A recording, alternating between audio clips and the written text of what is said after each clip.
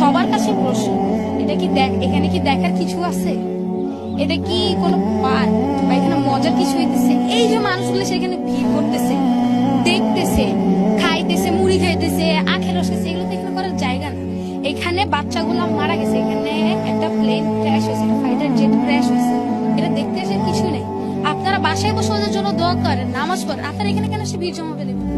এখানে ভিড় জমাচ্ছে, এখানে ঘোরাঘুরি করতেছে।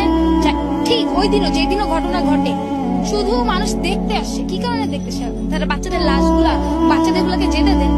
ওই দিন পানির দাম 2 লিটার পানির দাম 600 টাকা করছে। রিক্সা ভাড়া 30 টাকা 40 টাকা জায়গায় 100 টাকা 200 টাকা, সিএনজি ভাড়া 1000 টাকা। এগুলোর কি কোনো বিচার? মানবিক হয়ে যাচ্ছে কি দিনকে দিন? আমরা অমানবিক হয়ে যাচ্ছে না, আমরা অমানবিক। বাংলাদেশের মানুষ অমানবিকই হয়ে যাচ্ছে না, আমরা জন্মগত অমানবিক। যারা যে বাচ্চাগুলো পড়ে গেছে তারা পানি চেয়েছে, তাদেরকে বলা হচ্ছে টাকা দাও এরপর পানি দিব। কেন টাকা দাও এরপর পানি দিব কেন?